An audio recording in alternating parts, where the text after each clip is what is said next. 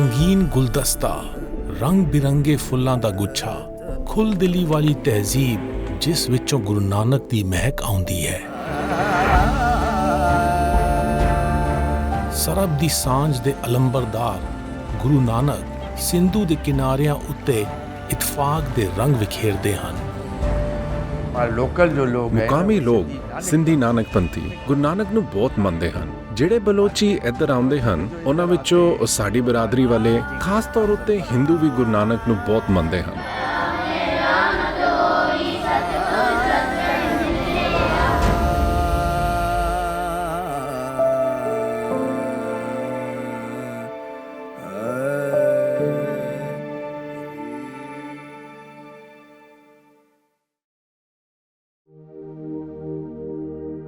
ਏਕ ਓੰਕਾਰ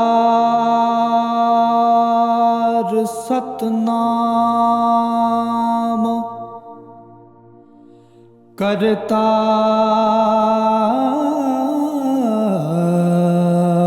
ਪੁਰਖ ਨਿਰਭਉ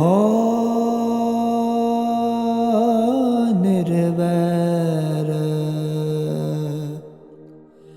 ਅਕਾਲ ਮੂਰਤ ਅਜੂਨੀ ਸਭੰ ਗੁਰ ਪ੍ਰਸਾਦ।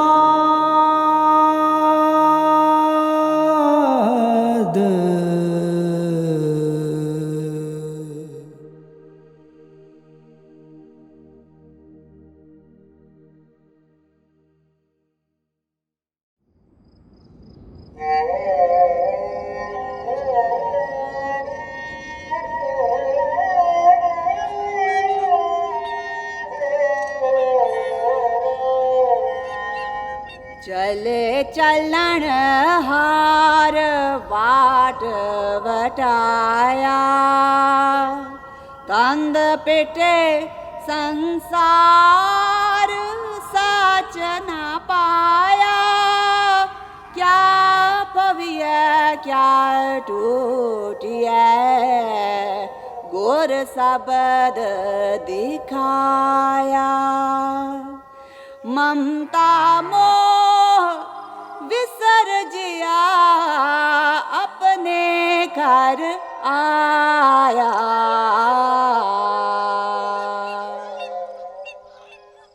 ਆਪਣੇ ਪਰਿਵਾਰਾਂ ਨਾਲ ਨਨਕਾਣਾ ਸਾਹਿਬ ਅਤੇ ਸੁਲਤਾਨਪੁਰ ਲੋਧੀ ਵਿੱਚ ਸਮਾਂ ਗੁਜ਼ਾਰਨ ਤੋਂ ਬਾਅਦ ਗੁਰੂ ਨਾਨਕ ਅਤੇ ਭਾਈ ਮਰਦਾਨਾ ਨੇ ਤੀਜੀ ਉਦਾਸੀ ਸ਼ੁਰੂ ਕੀਤੀ। ਅੰਦਾਜ਼ਿਆਂ ਮੁਤਾਬਕ ਇਹ ਉਦਾਸੀ 1520 ਈਸਵੀ ਵਿੱਚ ਸ਼ੁਰੂ ਹੋਈ। ਇਹ ਉਦਾਸੀ ਉਹਨਾਂ ਨੂੰ ਪੱਛਮ ਵਾਲੇ ਪਾਸੇ ਲੈ ਗਈ, ਜਿੱਥੇ ਉਹ ਮੁਸਲਮਾਨਾਂ ਦੇ ਮਜ਼ਹਬੀ ਜ਼ਿਆਰਤ ਦੇ ਅਹਿਮ ਅਸਥਾਨ ਉੱਤੇ ਗਏ। ਉਹਨਾਂ ਨੇ ਸੁਲਤਾਨਪੁਰ ਲੋਧੀ ਤੋਂ ਪਾਕਪਟਨ, ਮੁਲਤਾਨ, ਉੱਚ, ਸੱਖਰ, ਸ਼ਿਕਾਰਪੁਰ ਅਤੇ ਮੀਰਪੁਰ ਖਾਸ ਦਾ ਸਫ਼ਰ ਕੀਤਾ। ਇਸ ਤੋਂ ਅੱਗੇ ਉਹ ਦੱਖਣ ਵਾਲੇ ਪਾਸੇ ਨੂੰ ਲਖਪਤ ਅਤੇ ਕੋਟੇਸ਼ਵਰ ਗਏ, ਜਿੱਥੋਂ ਉਹਨਾਂ ਨੇ ਸਮੁੰਦਰ ਰਾਹੀਂ ਸੋਮਿਆਨੀ ਦਾ ਸਫ਼ਰ ਕੀਤਾ ਅਤੇ ਅੱਗੇ ਹਿੰਗਲਾਜ ਲਈ ਚਾਲਾ ਪਾਇਆ। ਸੁਲਤਾਨਪੁਰ ਲੋਧੀ ਤੋਂ ਉਹਨਾਂ ਨੇ ਸਤਲੁਜ ਨਦੀ ਰਾਹੀਂ ਪਾਕਪਟਨ ਦਾ ਸਫ਼ਰ ਕੀਤਾ। ਹੁਣ ਅਸੀਂ ਇੰਡੀਆ ਪਾਕਿਸਤਾਨ ਦੀ ਸਰਹੱਦ ਵਾਘਾ ਨਾਕੇ ਤੋਂ ਪਾਰ ਕਰਕੇ ਪਾਕਿਸਤਾਨ ਜਾ ਰਹੇ ਹਾਂ, ਜਿੱਥੇ ਅਸੀਂ ਪਾਕਪਟਨ ਤੋਂ ਗੁਰੂ ਨਾਨਕ ਦੇ ਪਦ ਚਿੰਨ੍ਹਾਂ ਉੱਤੇ ਸਫ਼ਰ ਅੱਗੇ ਤੋਰਾਂਗੇ। ਲੋਕੀ ਹਸ਼ੀਰ ਦਿਹਾੜੇ ਤੋਂ ਖੌਫ ਖਾਂਦੇ, ਉਹ ਸਾਡੇ ਵਾਸਤੇ ਉਸ ਦਿਨ ਈਦ ਹੋਣੀ। ਉਹ ਅਸਕਰ ਵੇਖ ਲਈ ਉਹ ਅਸ਼ਰ ਮੈਦਾਨੀ ਅੰਦਰ, ਹਰ ਪਾਸੇ ਫਰੀਦ ਹੋਣੀ। ਗੁਰੂ ਨਾਨਕ ਦੂਜੀ ਵਾਰ ਬਾਬਾ ਸ਼ੇਖ ਫਰੀਦ ਦੀ ਰੂਹਾਨੀ ਗੱਦੀ ਦੇ 12ਵੇਂ ਗੱਦੀ ਨਸ਼ੀਨ ਸ਼ੇਖ ਇਬਰਾਹਿਮ ਫਰੀਦ ਸਾਨੀ ਨਾਲ ਗੋਸ਼ਟ ਕਰਨ ਜਾ ਰਹੇ ਸਨ। ਸ਼ੇਖ ਇਬਰਾਹਿਮ ਨੂੰ ਸ਼ੇਖ ਬ੍ਰਹਮ ਵੀ ਕਹਿੰਦੇ ਸਨ।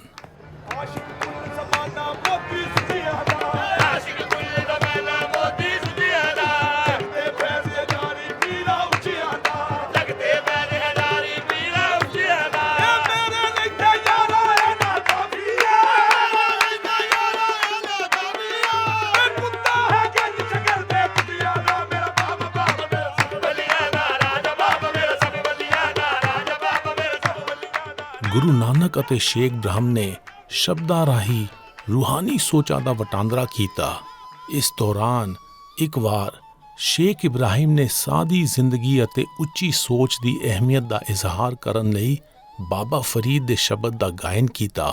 ਫਰੀਦਾ ਪਾੜ ਪਟੋਲਾ ਤਜ ਕਰੀ ਕੰਬਲੜੀ ਪੈਰਿਓ ਜਿਨਿ ਵੇਸੀ ਸੋ ਮਿਲੇ ਸੇਈ ਵੇਸ ਕਰੇਵੋ।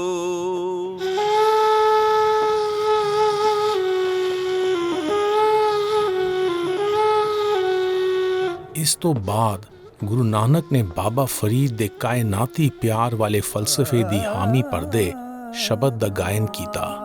ਇਹ ਪਿਆਰ ਹੀ ਉਹ ਅਹਿਸਾਸ ਹੈ ਜੋ ਅਨੇਕਤਾ ਵਿੱਚ ਏਕਤਾ ਦੀ ਸਦ ਪਾਉਂਦਾ ਹੈ। ਕਰ ਹੀ ਮੁੰਦ ਵਿਦੇਸ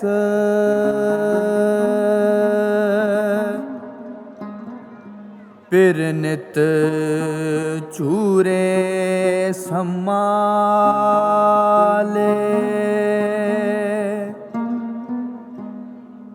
ਮਿਲਦਿਆਂ ਢਿਲ ਨਾ ਹੋਵਈ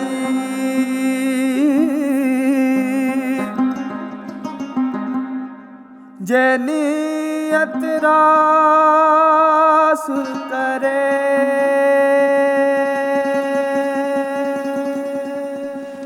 ਇਸ ਤੋਂ ਅੱਗੇ ਸ਼ੇਖ ਬ੍ਰਹਮ ਨੇ ਹੁੰਗਾਰਾ ਭਰਿਆ ਕਿ ਸਾਦਗੀ ਵਾਲੀ ਜ਼ਿੰਦਗੀ ਜਿਉਂਦਾ ਹੋਇਆ ਵੀ ਚੰਚਲ ਮਨ ਵਹਿਦਤ ਦੇ ਰਾਹ ਤੋਂ ਭਟਕ ਜਾਂਦਾ ਹੈ। ਇਸ ਦੇ ਜਵਾਬ ਵਿੱਚ ਗੁਰੂ ਨਾਨਕ ਨੇ ਗਾਇਨ ਕੀਤਾ।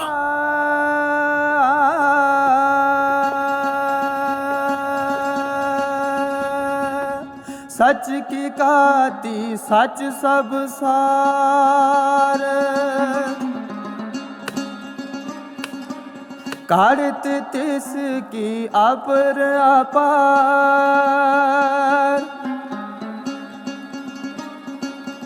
शब्द साण रखाई लाए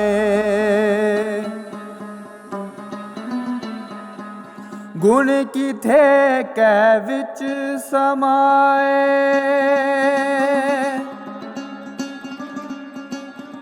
गुण किथे कै विच समाए।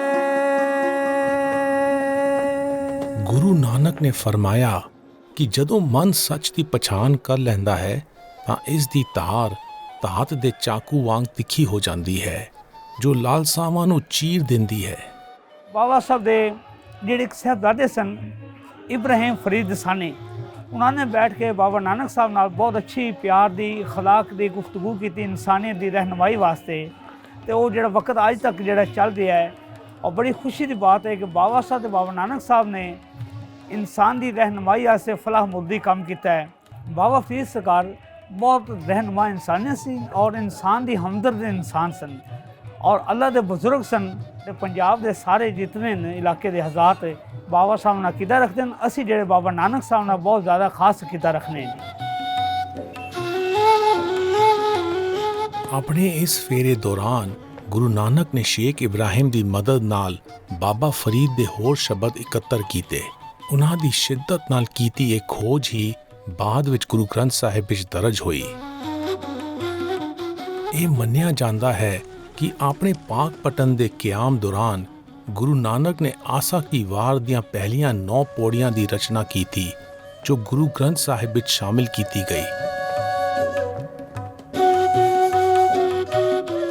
ਗੁਰੂ ਨਾਨਕ ਅਤੇ ਭਾਈ ਮਰਦਾਨਾ ਨੇ ਪਾਕ ਪਟਨ ਤੋਂ ਮੁਲਤਾਨ ਦਾ ਪੈਦਲ ਸਫ਼ਰ ਕੀਤਾ।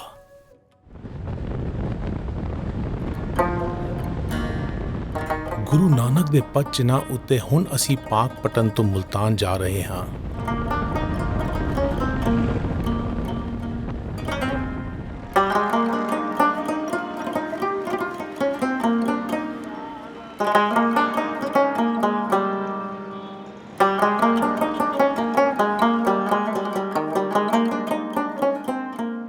ਚਨਾਬ ਨਦੀ ਦੇ ਕਿਨਾਰੇ ਉੱਤੇ ਮੁਲਤਾਨ ਪੰਜਾਬ ਦਾ ਪੁਰਾਤਨ ਸ਼ਹਿਰ ਹੈ। ਵਿਆਦ ਲਿਖਤਾਂ ਵਿੱਚ ਦਰਜ ਹੈ ਕਿ ਪ੍ਰਹਿਲਾਦ ਅਤੇ ਹਿਰਨਾਕਸ਼ ਦੀ ਅਫਸਾਨਵੀ ਕਹਾਣੀ ਇਸੇ ਸ਼ਹਿਰ ਵਿੱਚ ਵਾਪਰੀ ਸੀ। ਜਦੋਂ 324 ਈਸਾ ਪੂਰਵ ਵਿੱਚ ਯੂਨਾਨੀ ਰਾਜੇ ਅਲੈਗਜ਼ੈਂਡਰ ਨੇ ਮੁਲਤਾਨ ਉੱਤੇ ਹਮਲਾ ਕੀਤਾ ਤਾਂ ਇਹ ਮਾਲੀ ਸਲਤਨਤ ਦੇ ਰਾਜ ਦਾ ਹਿੱਸਾ ਸੀ। 7ਵੀਂ ਸਦੀ ਦੇ ਚੀਨੀ ਯਾਤਰੂ ਯੋਂਗਸਾਂਗ ਨੇ ਮੁਲਤਾਨ ਦੀ ਨਾਮਵਰੀ ਦਾ ਜ਼ਿਕਰ ਕੀਤਾ ਹੈ। 8ਵੀਂ ਸਦੀ ਵਿੱਚ ਮਰਕਜ਼ੀ ਏਸ਼ੀਆ ਦੇ ਸੌਦਾਗਰਾਂ ਅਤੇ ਹਮਲਾਵਾਰਾਂ ਰਾਹੀਂ ਮੁਲਤਾਨ ਦੀ ਇਸਲਾਮ ਨਾਲ ਜਾਣ ਪਛਾਣ ਹੋਈ। ਗੁਰੂ ਨਾਨਕ ਦੇ ਆਉਣ ਵਾਲੇ ਦੌਰ ਵਿੱਚ ਮੁਲਤਾਨ ਮੁਖਤਲਿਫ ਦਸਤੂਰ ਦੇ ਮੁਸਲਮਾਨ ਫਕੀਰਾਂ ਦਾ ਅਹਿਮ ਮਰਕਜ਼ ਸੀ। Multan is a city of saints. Multan ਸੰਤਾਂ ਦਾ ਸ਼ਹਿਰ ਹੈ। ਇਹ ਉਸ ਸੰਗਮ ਦੇ ਲਾਗੇ ਹੈ ਜਿੱਥੇ ਪੰਜਾਬ ਦੀਆਂ 5 ਨਦੀਆਂ ਸ਼ਾਹਜ਼ੋਰ ਸਿੰਧ ਦਰਿਆ ਵਿੱਚ ਰਲ ਜਾਂਦੀਆਂ ਹਨ।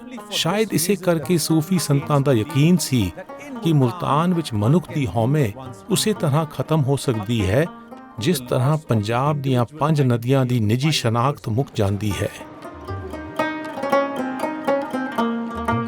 ਅਸੀਂ ਸੂਫੀ ਰਹੱਸਵਾਦੀ ਸ਼ੇਖ ਬਹਾਉਦੀਨ ਜ਼ਕਰੀਆ ਦੀ ਮਜ਼ਾਰ ਉੱਤੇ ਜਾ ਰਹੇ ਹਾਂ।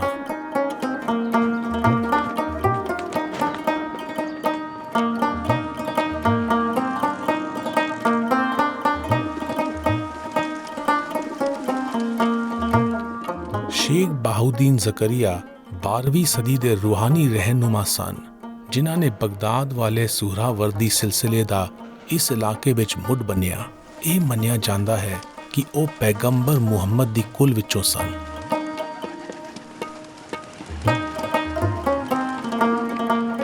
ਦੱਖਣੀ ਪੰਜਾਬ ਦੇ ਸਫ਼ਰ ਦੌਰਾਨ ਗੁਰੂ ਨਾਨਕ ਅਤੇ ਭਾਈ ਮਰਦਾਨਾ 4 ਵਿੱਚੋਂ 3 ਸੂਫੀ ਦੋਸਤਾਂ ਦੀਆਂ ਦਰਗਾਹਾਂ ਉੱਤੇ ਗਏ। ਸ਼ੇਖ ਬਹਾਉਦੀਨ ਜ਼ਕਰੀਆ, ਸ਼ੇਖ ਜਲਾਲੂਦੀਨ ਬੁਖਾਰੀ ਅਤੇ ਸ਼ੇਖ ਫਰੀਦ ਗੰਜ ਸ਼ੱਕਰ। ਇਹ ਸੂਫੀ ਸਨ 13ਵੀਂ ਸਦੀ ਦੇ ਚਿਸ਼ਤੀ ਅਤੇ ਸੁਹਰਾਵਰਦੀ ਸਿਲਸਿਲਿਆਂ ਦੇ ਰਹਿਬਰਾਨ ਸਨ।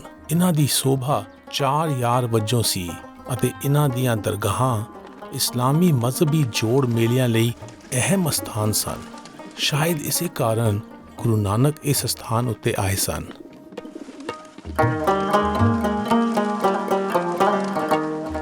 ਆਪੇ ਰਸੀਆ ਆਪ ਰਸ ਆਪੇ ਰਾਵਣਹਾਰ।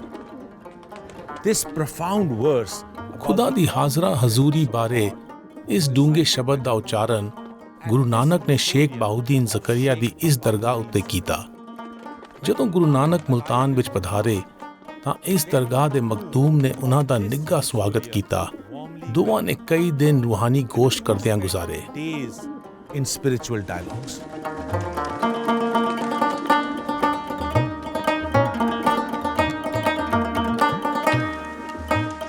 ਮਖਦੂਮ ਅਰਬੀ ਦਾ ਲਫ਼ਜ਼ ਹੈ ਜਿਸ ਦਾ ਮਾਇਨਾ ਉਸਤਾਦ ਹੈ। ਬਰੇ ਸਗੀਰ ਦੀਆਂ ਸੂਫੀ ਦਰਗਾਹਾਂ ਦੇ ਰੂਹਾਨੀ ਰਹਿਬਰਾਂ ਨੂੰ ਇਸੇ ਰੁਤਬੇ ਨਾਲ ਨਵਾਜ਼ਿਆ ਜਾਂਦਾ ਹੈ।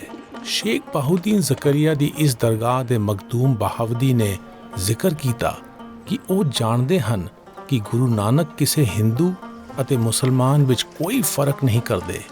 ਉਹਨਾਂ ਨੇ ਸਵਾਲ ਕੀਤਾ ਕਿ ਕੀ ਰੂਹਾਨੀ ਨੂਰ ਹਿੰਦੂਆਂ ਅਤੇ ਮੁਸਲਮਾਨਾਂ ਦੋਵਾਂ ਵਿੱਚ ਵਾਸ ਕਰਦੀ ਹੈ? ਜਵਾਬ ਵਿੱਚ ਗੁਰੂ ਨਾਨਕ ਨੇ ਗਾਇਨ ਕੀਤਾ,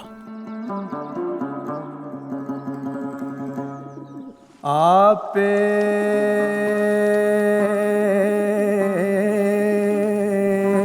ਰਸੀਆ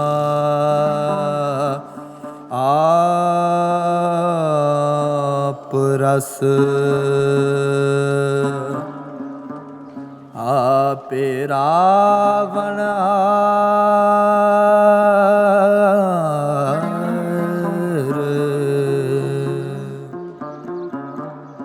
ਆਪੇ ਹੋਵੇ ਚੋਲੜਾ ਆਪੇ ਸੇਜ ਪਤਾ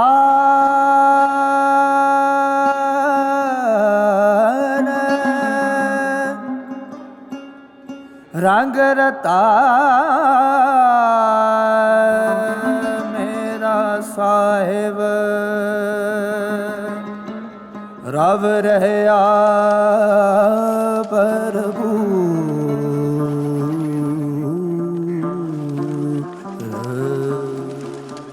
ਗੁਰੂ ਨਾਨਕ ਨੇ ਫਰਮਾਇਆ ਕਿ ਸਰਵ ਉੱਚ ਸ਼ਕਤੀ ਦਾ ਸਭ ਜੀਆਂ ਵਿੱਚ ਵਾਸਾ ਹੈ। ਉਹ ਸਿਰਜਣਹਾਰ ਹੈ ਜੋ ਸਭ ਵਿੱਚ ਸਮਾਇਆ ਹੈ ਅਤੇ ਸਭ ਨੂੰ ਨਜ਼ਰ ਵਿੱਚ ਰੱਖਦਾ ਹੈ।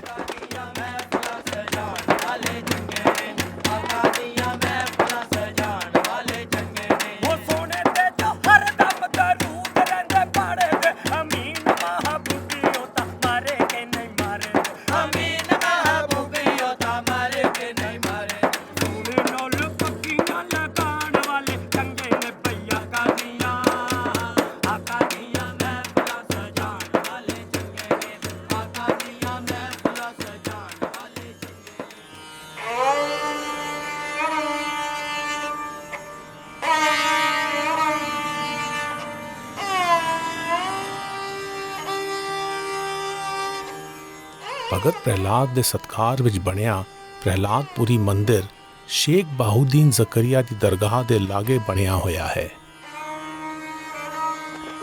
ਮੌਜੂਦਾ ਦੌਰ ਵਿੱਚ ਇਹ ਅਸਥਾਨ ਖੰਡਰ ਬਣ ਗਿਆ ਹੈ ਕਿਉਂਕਿ ਇਸ ਦੀ ਸੇਵਾ ਸੰਭਾਲ ਕਰਨ ਵਾਲੀ ਹਿੰਦੂ ਬਰਾਦਰੀ 1947 ਵਿੱਚ ਪਈਆਂ ਮਜ਼ਹਬੀ ਵੰਡੀਆਂ ਕਾਰਨ ਇੱਥੋਂ ਹਿਜਰਤ ਕਰ ਗਈ। ਭਗਤ ਪ੍ਰਹਿਲਾਦ ਦਾ ਜ਼ਿਕਰ ਗੁਰਬਾਣੀ ਵਿੱਚ ਗੁਰਮੁਖ ਵਜੋਂ ਆਉਂਦਾ ਹੈ, ਜਿਸ ਦਾ ਮੂੰਹ ਨੇਕੀ ਵਾਲੇ ਪਾਸੇ ਹੈ। ਮੁਲਤਾਨ ਦਾ ਪੁਰਾਤਨ ਮੰਦਿਰ ਭਗਤ ਪ੍ਰਹਿਲਾਦ ਦੇ ਪੁਰਾਣੇ ਕਿੱਸੇ ਦੀ ਗਵਾਹੀ ਭਰਦਾ ਹੈ। ਵਿਆਦੀ ਅੰਜਲੀ ਸਾਹਿਤ ਭਗਵਤ ਪੁਰਾਣ ਵਿੱਚ ਇਖਲਾਕੀ ਕਹਾਣੀਆਂ ਦਾ ਸੰਕਲਨ ਹੈ। ਇਹਨਾਂ ਕਹਾਣੀਆਂ ਵਿੱਚ ਇੱਕ ਕਹਾਣੀ ਭਗਤ ਪ੍ਰਹਿਲਾਦ ਅਤੇ ਉਹਨਾਂ ਦੇ ਪਿਤਾ ਰਾਜਾ ਹਿਰਨਾਕਸ਼ਪ ਦੀ ਹੈ। ਹਿਰਨਾਕਸ਼ਪ ਪਦਾਰਥਵਾਦ ਦਾ ਨੁਮਾਇਆ ਕਿਰਦਾਰ ਹੈ ਜੋ ਅਹੰਕਾਰ ਦੀ ਨੁਮਾਇੰਦਗੀ ਕਰਦਾ ਹੈ। ਪ੍ਰਹਿਲਾਦ ਦਾ ਮਾਇਨਾ ਹਾਂ ਪੱਖੀ ਅਡੋਲਤਾ ਹੈ ਜੋ ਨਾ ਪੱਖ ਨੂੰ ਇਨਕਾਰ ਕਰਨ ਵਾਲੀ ਤਾਕਤ ਦੀ ਨੁਮਾਇੰਦਗੀ ਕਰਦਾ ਹੈ। ਰਾਜਾ ਹਿਰਨਾਕਸ਼ਪ ਨੂੰ ਵਰਦਾਨ ਮਿਲਿਆ ਹੋਇਆ ਸੀ ਕਿ ਉਸ ਨੂੰ ਨਾ ਮਨੁੱਖ ਮਾਰ ਸਕਦਾ ਸੀ ਅਤੇ ਨਾ ਜਾਨਵਰ, ਨਾ ਉਹ ਦਿਨ ਵਿੱਚ ਮਰ ਸਕਦਾ ਸੀ ਅਤੇ ਨਾ ਰਾਤ ਨੂੰ, ਨਾ ਉਹ ਦਰਵਾਜ਼ੇ ਦੇ ਅੰਦਰ ਮਰ ਸਕਦਾ ਸੀ ਅਤੇ ਨਾ ਬਾਹਰ, ਅਤੇ ਨਾ ਕਿਸੇ ਹਥਿਆਰ ਨਾਲ ਮਰ ਸਕਦਾ ਸੀ। ਇਸੇ ਰਹਿਮਤ ਨੇ ਹਿਰਨਾਕਸ਼ਪ ਨੂੰ ਹੰਕਾਰੀ ਬਣਾ ਦਿੱਤਾ ਅਤੇ ਉਹ ਲੋਕਾਂ ਤੋਂ ਆਪਣੀ ਬੰਦਗੀ ਕਰਨ ਦੀ ਮੰਗ ਕਰਨ ਲੱਗਿਆ। ਭਗਤ ਪ੍ਰਹਿਲਾਦ ਆਪਣੀ ਮਾਂ ਕਾਯਾਧੂ ਦੀ ਦੇਖ-ਰੇਖ ਵਿੱਚ ਕਦਰਾਂ ਕੀਮਤਾਂ ਨਾਲ ਪਲਿਆ ਸੀ ਅਤੇ ਉਹਨਾਂ ਨੇ ਆਪਣੇ ਬਾਪ ਦੀ ਮੰਗ ਮੰਨਣ ਤੋਂ ਇਨਕਾਰ ਕਰ ਦਿੱਤਾ। ਹਿਰਨਾਕਸ਼ਪ ਨੂੰ ਬਹੁਤ ਗੁੱਸਾ ਆਇਆ ਅਤੇ ਉਸਨੇ ਆਪਣੀ ਭੈਣ ਹੋਲਿਕਾ ਨਾਲ ਰਲ ਕੇ ਵਿਉਂਤ ਬਣਾਈ, ਜਿਸ ਨੂੰ ਅੱਗ ਵਿੱਚ ਨਾ ਜਲਣ ਦਾ ਵਰਦਾਨ ਮਿਲਿਆ ਹੋਇਆ ਸੀ। ਜਦੋਂ ਹੋਲਿਕਾ ਪ੍ਰਹਿਲਾਦ ਨੂੰ ਲੈ ਕੇ ਬਲਦੇ ਅੰਗੀਠੇ ਵਿੱਚ ਪਹੁੰਚੀ ਤਾਂ ਉਹ ਫਨਾ ਹੋ ਗਈ ਅਤੇ ਪ੍ਰਹਿਲਾਦ ਨੂੰ ਸੇਕ ਤੱਕ ਨਾ ਲੱਗਿਆ। ਇਸ ਤੋਂ ਬਾਅਦ ਵਰਦਾਨ ਦੀਆਂ ਸਾਰੀਆਂ ਸ਼ਰਤਾਂ ਨੂੰ ਕੰਨੀ ਕਤਰਾ ਕਰਕੇ ਨਰਸਿੰਘ ਨੇ ਨੀਮ ਮਨੁੱਖ ਨੀਮ ਪਸ਼ੂ ਦੇ ਰੂਪ ਵਿੱਚ ਰਾਜਾ ਹਿਰਨਾਕਸ਼ਪ ਨੂੰ ਖਤਮ ਕਰ ਦਿੱਤਾ। ਨੇਕੀ ਦੀ ਬਦੀ ਉੱਤੇ ਜਿੱਤ ਦੇ ਜਸ਼ਨ ਵਜੋਂ ਹਿੰਦੂ ਰੰਗਾਂ ਦਾ ਤਿਉਹਾਰ ਹੋਲੀ ਮਨਾਉਂਦੇ ਹਨ।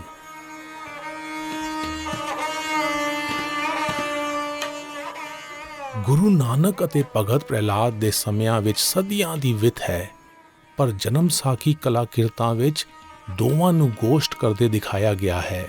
ਮੇਰੀ ਨਿਮਾਣੀ ਰਾਏ ਵਿੱਚ ਇਹ ਕਲਾਕਿਰਤਾਂ ਗੁਰੂ ਨਾਨਕ ਅਤੇ ਭਗਤ ਪ੍ਰਹਿਲਾਦ ਦੀ ਫਲਸਾਫੀ ਸਾਂਝ ਦੀ ਨੁਮਾਇੰਦਗੀ ਕਰਦੀਆਂ ਹਨ। ਗੁਰੂ ਨਾਨਕ ਨੇ ਪ੍ਰਹਿਲਾਦ ਦੀ ਸ਼ਰਧਾ ਦੇ ਮੂਲ ਦਾ ਜ਼ਿਕਰ ਬਾਣੀ ਵਿੱਚ ਕੀਤਾ ਹੈ।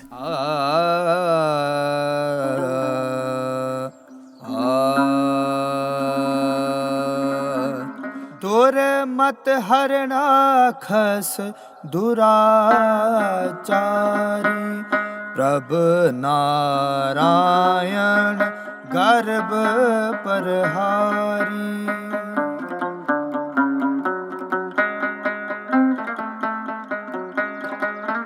प्रहलाद उधारे किरपा तारी।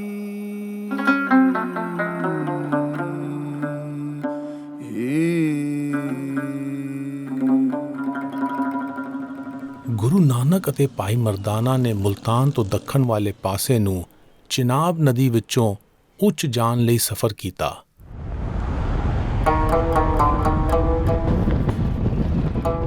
ਗੁਰੂ ਨਾਨਕ ਦੇ ਪਦ ਚਿੰਨ੍ਹਾਂ ਉੱਤੇ ਹੁਣ ਅਸੀਂ ਉੱਚ ਜਾ ਰਹੇ ਹਾਂ।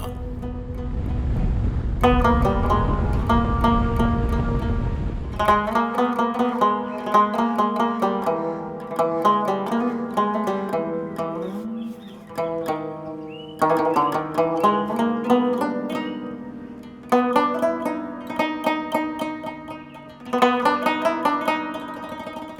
राजे ਅਲੈਗਜ਼ੈਂਡਰ ਨੇ 325 ਈਸਵੀ ਪੂਰਵ ਅਲੈਗਜ਼ੈਂਡਰੀਆ ਨਾਮ ਦੇ ਸ਼ਹਿਰ ਦਾ ਮੁੱਢ ਬੰਨਿਆ। ਮੰਨਿਆ ਜਾਂਦਾ ਹੈ ਕਿ ਪਹਿਲਾਂ ਉਸ ਸ਼ਹਿਰ ਦਾ ਨਾਮ ਹੀ ਅਲੈਗਜ਼ੈਂਡਰੀਆ ਸੀ। 7ਵੀਂ ਸਦੀ ਵਿੱਚ ਮਰਕਜ਼ੀ ਏਸ਼ੀਆ ਦੇ ਹਮਲਾਵਾਰਾਂ ਦੀ ਇਸ ਇਲਾਕੇ ਉੱਤੇ ਜਿੱਤ ਤੋਂ ਬਾਅਦ ਉੱਚ ਸੂਫੀ ਸੰਤਾਂ ਦੀ ਖਿੱਚ ਦਾ ਮਰਕਜ਼ ਬਣ ਗਿਆ। ਇਸ ਲਈ ਇਹ ਸ਼ਹਿਰ ਉੱਚ ਸ਼ਰੀਫ ਵਜੋਂ ਵੀ ਜਾਣਿਆ ਜਾਂਦਾ ਹੈ। The town of Uch is in the southern ਉੱਚ ਸ਼ਹਿਰ ਪੰਜਾਬ ਦੇ ਧੁਰ ਦੱਖਣ ਵਿੱਚ ਹੈ। 12ਵੀਂ ਸਦੀ ਵਿੱਚ ਇਸ ਨੂੰ ਦਿਓਗੜ੍ਹ ਕਿਹਾ ਜਾਂਦਾ ਸੀ, ਜਿਸ ਦਾ ਮਾਇਨਾ ਦੇਵਤਿਆਂ ਦਾ ਗੜ੍ਹ ਸੀ। ਹੁਣ ਇਹ ਸ਼ਹਿਰ ਸੂਫੀ ਸੰਤਾਂ ਦੀਆਂ ਇਤਿਹਾਸਕ ਦਰਗਾਹਾਂ ਲਈ ਮਸ਼ਹੂਰ ਹੈ।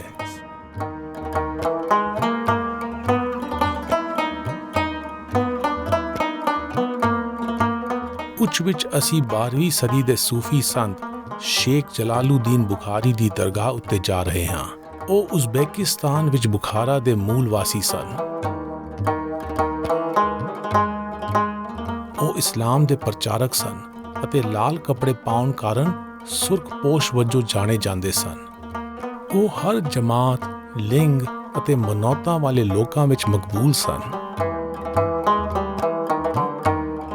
ਕਿਹਾ ਜਾਂਦਾ ਹੈ ਕਿ ਉਹਨਾਂ ਦੇ ਨਾਮੀ ਸ਼ਾਗਿਰਦਾਂ ਵਿੱਚ ਲਾਲ ਦੇਦ ਸ਼ਾਮਿਲ ਸੀ।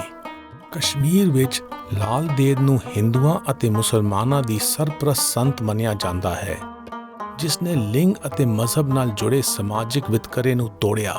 ਲਾਲ ਦੇਦ ਨੇ ਸੂਫੀਵਾਦ, ਇਸਲਾਮ, ਸ਼ੈਵ ਮਤ ਅਤੇ ਬੁੱਧ ਮਤ ਦੀਆਂ ਸਾਂਝੀਆਂ ਕਨੀਆਂ ਨਾਲ ਸਾਂਝ ਪਾਈ।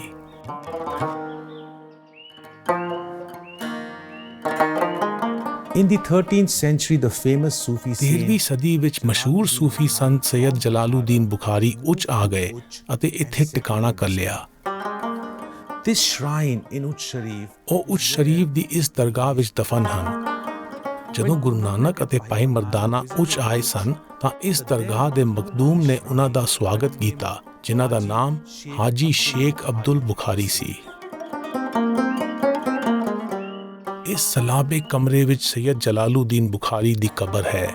ਇਸ ਦਾ ਅੰਦਰਲਾ ਪਾਸਾ ਦਿਲਕਸ਼ ਹੈ। ਸ਼ਤੀਰਾਂ ਉੱਤੇ ਹਮਵਾਰ ਛੱਤ ਹੈ, ਜਿਸ ਉੱਤੇ ਬਰੀਕ ਲਹਿਰੀਆਂ ਦੀ ਨਕਾਸ਼ੀ ਕੀਤੀ ਗਈ ਹੈ।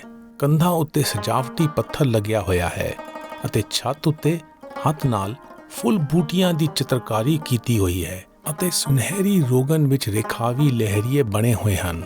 ਇਹ ਕਮਰਾ ਹੋਰ ਸੰਤਾਂ ਅਤੇ ਸੂਫੀ ਸੰਤ ਜਲਾਲੂਦੀਨ ਬੁਖਾਰੀ ਦੇ ਰਿਸ਼ਤੇਦਾਰਾਂ ਦੀਆਂ ਕਬਰਾਂ ਨਾਲ ਭਰਿਆ ਪਿਆ ਹੈ। ਇੰਜ ਜਾਪਦਾ ਹੈ ਜਿਵੇਂ ਉਹ ਹਾਲੇ ਵੀ ਮਜਲਿਸ ਕਰ ਰਹੇ ਹੋਣ। ਕਈ ਸਿੱਖ ਲੇਖਕਾਂ ਨੇ ਦਰਜ ਕੀਤਾ ਹੈ ਕਿ ਉੱਚ ਦੇ ਮਖਦੂਮ ਕੋਲ ਗੁਰੂ ਨਾਨਕ ਦੀਆਂ ਨਿਸ਼ਾਨੀਆਂ ਹਨ।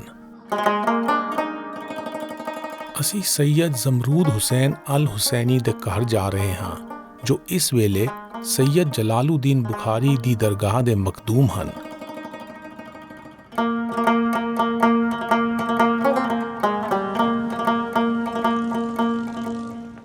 ਮੈਂ ਸਰਕਾਰ ਆਕਾ ਸੁਰਖਪੋਸ਼ ਬੁਖਾਰੀ ਦੀ ਦਰਗਾਹ ਵਿੱਚ ਉਹਨਾਂ ਦੀ ਖਿਦਮਤ ਵਿੱਚ ਝਾੜੂ ਬਰਦਾਰ ਹਾਂ। ਉਸ ਸ਼ਹਿਨशाह ਦਾ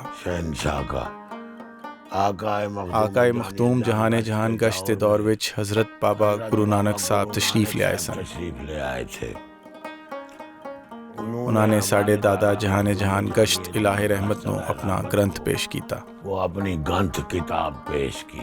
ਉਹਨਾਂ ਨੇ ਸਾਡੇ ਦਾਦਾ ਨੂੰ ਆਪਣੀਆਂ ਖੜਾਵਾਂ, ਕੰਠੇ ਅਤੇ ਇੱਕ ਕਿਤਾਬ ਪੇਸ਼ ਕੀਤੀ ਜੋ ਨਸਲ ਦਰ ਨਸਲ ਸਾਡੇ ਨਾਲ ਚੱਲ ਰਹੀ ਹੈ। ਇਹ ਸਾਡੇ ਕੋਲ ਮੌਜੂਦ ਹੈ। ਇਹ ਉਹ ਕਿਤਾਬ ਹੈ। ਇਹ ਬਾਬਾ ਗੁਰੂ ਨਾਨਕ ਦੇ ਆਪਣੇ ਹੱਥੀਂ ਲਿਖਿਆ ਗ੍ਰੰਥ ਹੈ। ਜਿਸ ਗ੍ਰੰਥ ਬਾਰੇ ਗੁਰੂ ਨਾਨਕ ਦਾ ਮਖਦੂਮਾਂ ਨੂੰ ਦਿੱਤਾ ਤੋਹਫਾ ਹੋਣ ਦਾ ਦਾਅਵਾ ਹੈ, ਉਸ ਉੱਤੇ ਜ਼ਰਾ ਨੀਚ ਲਗਾਇਆ ਪਤਾ ਲੱਗਿਆ ਕਿ ਇਹ ਸੁਖਮਨੀ ਸਾਹਿਬ ਦਾ ਛਾਪੇ ਖਾਨੇ ਤੋਂ ਛਪਿਆ ਗੁਟਕਾ ਹੈ, ਜੋ ਗੁਰੂ ਅਰਜਨ ਦੇਵ ਜੀ ਦੀ ਰਚਨਾ ਹੈ। ਦਾਅਵਾ ਕੀਤੀਆਂ ਗਈਆਂ ਹੋਰ ਨਿਸ਼ਾਨੀਆਂ ਪੇਸ਼ ਨਹੀਂ ਕੀਤੀਆਂ ਗਈਆਂ। ਹਾਲਾਂਕਿ ਇਹਨਾਂ ਨਿਸ਼ਾਨੀਆਂ ਦੀ ਕੋਈ ਇਤਿਹਾਸਿਕ ਅਹਿਮੀਅਤ ਨਹੀਂ ਹੈ, ਪਰ ਇਹ ਨਿਸ਼ਾਨੀਆਂ ਉਹ ਜ਼ਰੀਆ ਹਨ ਜਿਸ ਰਾਹੀਂ ਉੱਚ ਦੇ ਮਖਤੂਮਾਂ ਨੇ ਗੁਰੂ ਨਾਨਕ ਨਾਲ ਆਪਣਾ ਸੰਗ ਜੋੜੀ ਰੱਖਿਆ ਹੈ। ਰਾਜਹੂ ਸਭ ਕੋ ਉਪਰ ਸਚ ਆਚਾਰ।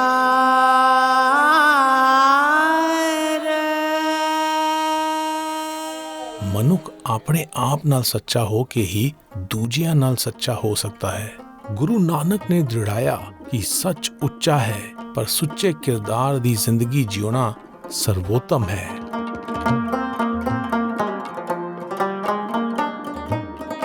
ਗੁਰੂ ਨਾਨਕ ਅਤੇ ਭਾਈ ਮਰਦਾਨਾ ਜਦੋਂ ਹਾਜੀ ਸ਼ੇਖ ਅਬਦੁਲ ਬੁਖਾਰੀ ਦੇ ਮਹਿਮਾਨ ਸਨ ਤਾਂ ਮੁਲਤਾਨ ਵਿੱਚ ਸ਼ੇਖ ਬਾਹਉਦੀਨ ਜ਼ਕਰੀਆ ਦੀ ਮਜ਼ਾਰ ਦੇ ਮਖਦੂਮ ਬਾਹਵਦੀ ਵੀ ਉੱਚ ਪਹੁੰਚੇ। ਦੋਵਾਂ ਮਖਦੂਮਾਂ ਨੇ ਹਜ ਕਰਨ ਲਈ ਮੱਕਾ ਜਾਣ ਦਾ ਫੈਸਲਾ ਕੀਤਾ। ਗੁਰੂ ਨਾਨਕ ਅਤੇ ਭਾਈ ਮਰਦਾਨਾ ਵੀ ਉੱਚ ਤੋਂ ਉਹਨਾਂ ਨਾਲ ਕਿਸ਼ਤੀ ਉੱਤੇ ਸਵਾਰ ਹੋ ਗਏ। ਚਿਨਾਬ ਅਤੇ ਸਿੰਧੂ ਨਦੀਆਂ ਰਾਹੀਂ ਹੁੰਦੇ ਹੋਏ ਉਹ ਸਿੰਧ ਵਿੱਚ ਸੱਖਰ ਪਹੁੰਚੇ।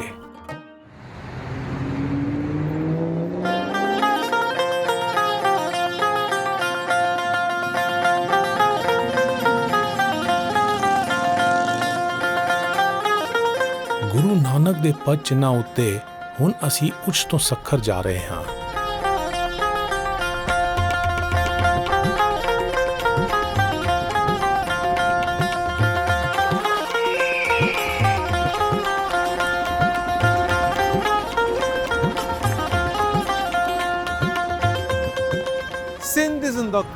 ਸਿੰਧ ਸਮੁੰਦਰੀ ਅਤੇ ਥਲ ਰਾਹਾਂ ਦੇ ਚੁਰਾਹਿਆਂ ਵਿੱਚ ਪੈਂਦਾ ਹੈ।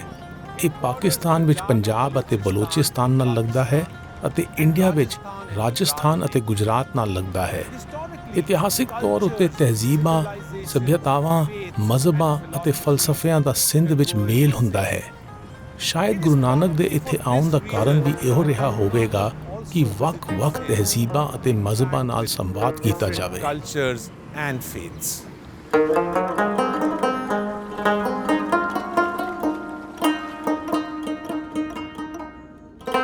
ਮੋਹਿੰਜੋਦੜੋ ਦੀ ਸਭਿਅਤਾ ਲਈ ਮਸ਼ਹੂਰ ਸਿੰਧ ਦਾ ਨਾਮ ਸਿੰਧੂ ਨਦੀ ਦੀ ਨੇੜਤਾ ਕਾਰਨ ਪਿਆ ਹੈ। ਇਸ ਨੂੰ ਇੰਡਸ ਵੀ ਕਹਿੰਦੇ ਹਨ।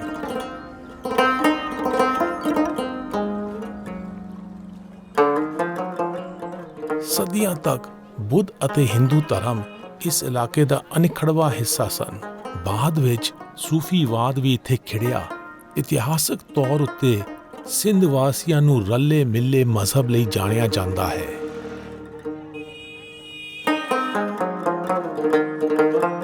ਗੁਰੂ ਨਾਨਕ ਦਾ ਕਾਇਨਾਤੀ ਭਾਈਚਾਰੇ ਅਤੇ ਵਹਿਦਤ ਦਾ ਸੁਨੇਹਾ ਸਿੰਧ ਦੀ ਸਮਾਜਿਕ ਮਜ਼ਹਬੀ ਜ਼ਿੰਦਗੀ ਵਿੱਚ ਡੂੰਘਾ ਰਚ ਗਿਆ। ਗੁਰੂ ਨਾਨਕ ਦਾ ਫਲਸਫਾ ਇਲਾਕੇ ਦੇ ਲੋਕਾਂ ਦੇ ਦਿਲਾਂ ਨੂੰ ਟੁੰਬ ਗਿਆ, ਜਿਨ੍ਹਾਂ ਵਿੱਚ ਬੁਨਿਆਦੀ ਤੌਰ ਉੱਤੇ ਹਿੰਦੂ ਪਿਛੋਕੜ ਵਾਲੇ ਸਨ, ਜੋ ਬਾਅਦ ਵਿੱਚ ਨਾਨਕ ਪੰਥੀ ਵਜੋਂ ਜਾਣੇ ਗਏ। ਅਸੀਂ ਸੱਖਰ ਵਿੱਚ ਸਿੰਧ ਨਦੀ ਵਿੱਚ ਇੱਕ ਟਾਪੂ ਉੱਤੇ ਬਣੇ ਇਤਿਹਾਸਕ ਨਾਨਕ ਪੰਥੀ ਮੰਦਿਰ ਜਾ ਰਹੇ ਹਾਂ, ਜੋ ਸਾਧੂ ਬੇਲਾ ਵਜੋਂ ਜਾਣਿਆ ਜਾਂਦਾ ਹੈ।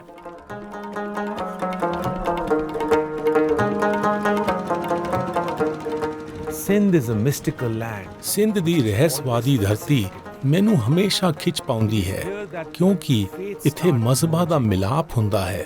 ਕੋਈ ਹਿੰਦੂ ਹੋਵੇ, ਸੂਫੀ ਹੋਵੇ ਜਾਂ ਸਿੱਖ, ਸਭ ਇੱਕ ਹੋ ਜਾਂਦੇ ਹਨ।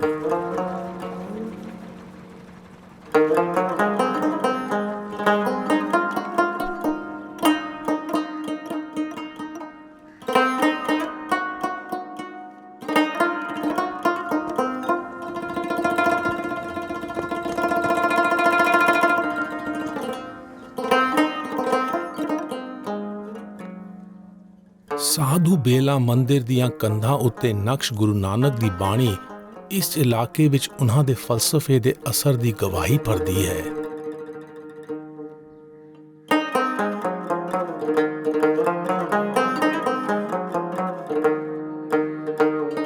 ਮੰਦਿਰ ਦੇ ਗਰਭ ਗ੍ਰਹਿ ਵਿੱਚ ਭਾਗਵਤ ਗੀਤਾ ਅਤੇ ਗੁਰੂ ਗ੍ਰੰਥ ਸਾਹਿਬ ਦਾ ਪ੍ਰਕਾਸ਼ ਹੈ।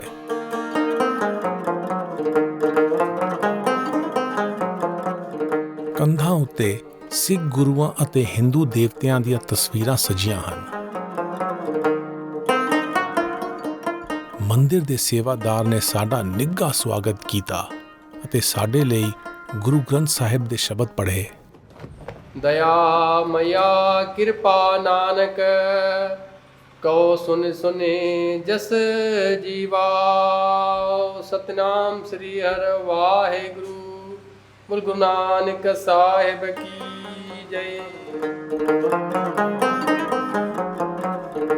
ਸਾਧੂ ਬੇਲਾ ਮੰਦਿਰ ਸਿੰਧੀ ਬਰਾਦਰੀ ਦੇ ਅਮੀਰ ਮਿਜ਼ਾਜ ਦੀ ਝਲਕ ਦਿੰਦਾ ਹੈ।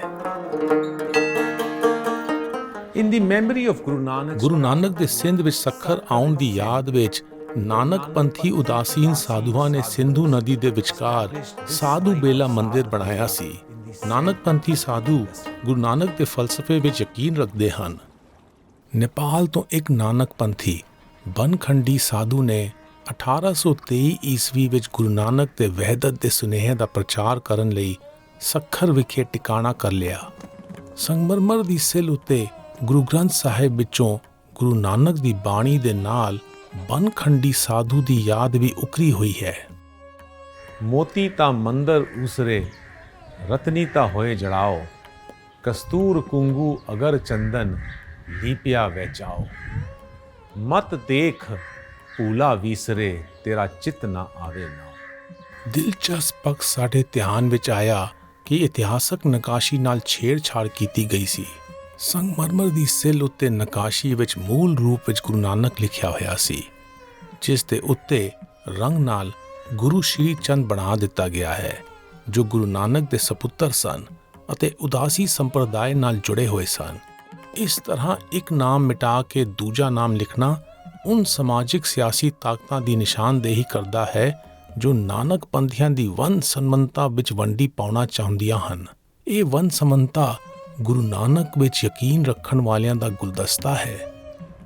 ਇੱਕ ਓੰਕਾਰ ਪੌੜੀ। ਨਾਨਕ ਜਾ ਕੇ ਨਾਮ ਮਨ ਤਨ ਪਾਵੰਦਾ।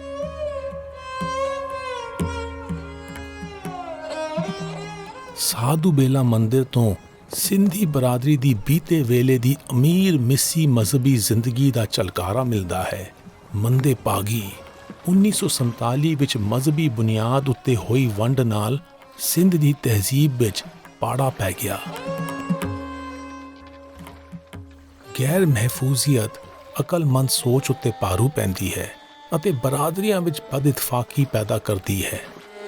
ਪਉਮਚ ਭਾਰਾ ਵੱਡਾ ਤੋਲ, ਮਨ ਮਤ ਹੌਲੀ ਬੋਲੇ ਬੋਲ।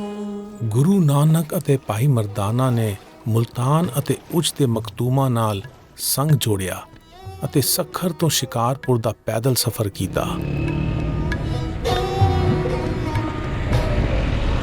ਗੁਰੂ ਨਾਨਕ ਦੇ ਪਦ ਚਿੰਨ੍ਹਾਂ ਉੱਤੇ ਹੁਣ ਅਸੀਂ ਸੱਖਰ ਤੋਂ ਸ਼ਿਕਾਰਪੁਰ ਜਾ ਰਹੇ ਹਾਂ।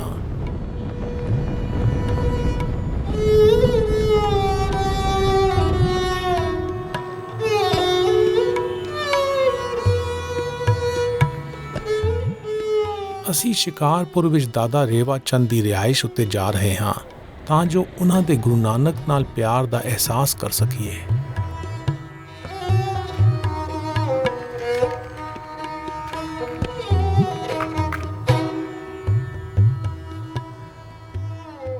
दंडवत बंद नानक बार सर्व कला सुमरत। डोलन तेरा को प्रभु नानक ते करत। फिरत फिरत बरबायो पढ़ियो तो शरणाए। नानक की प्रवेनति अपनी भगति लाए। हमारे लोकल जो लोग हैं ना वो सिंधी ਮੁਕਾਮੀ ਲੋਕ ਸਿੰਧੀ ਨਾਨਕ ਪੰਥੀ ਗੁਰੂ ਨਾਨਕ ਨੂੰ ਬਹੁਤ ਮੰਨਦੇ ਹਨ। ਜਿਹੜੇ ਬਲੋਚੀ ਇੱਧਰ ਆਉਂਦੇ ਹਨ ਉਹਨਾਂ ਵਿੱਚੋਂ ਸਾਡੀ ਬਰਾਦਰੀ ਵਾਲੇ ਖਾਸ ਤੌਰ ਉੱਤੇ ਹਿੰਦੂ ਵੀ ਗੁਰੂ ਨਾਨਕ ਨੂੰ ਬਹੁਤ ਮੰਨਦੇ ਹਨ। ਸਾਡੇ ਇੱਥੇ ਮੰਦਿਰ ਭਾਵੇਂ ਕਿਸੇ ਮਜ਼ਹਬ ਦੇ ਹੋਣ, ਉਹਨਾਂ ਵਿੱਚ ਗੁਰੂ ਗ੍ਰੰਥ ਸਾਹਿਬ ਜ਼ਰੂਰ ਪ੍ਰਕਾਸ਼ ਹਨ। ਗੁਰੂ ਨਾਨਕ ਨੇ ਜੋ ਵੀ ਸੁਨੇਹਾ ਦਿੱਤਾ ਉਹ ਪਿਆਰ ਦਾ ਦਿੱਤਾ ਹੈ। ਪਿਆਰ ਕਰੋ, ਨਿਮਰਤਾ ਰੱਖੋ। मन माया मन दाया मनो पंखिए आकाश। तस्कर शब्द निवारिया मन आकाश में भिटकंदड़ पखी वांगुरु माया जे पुठियां पियो दौड़े।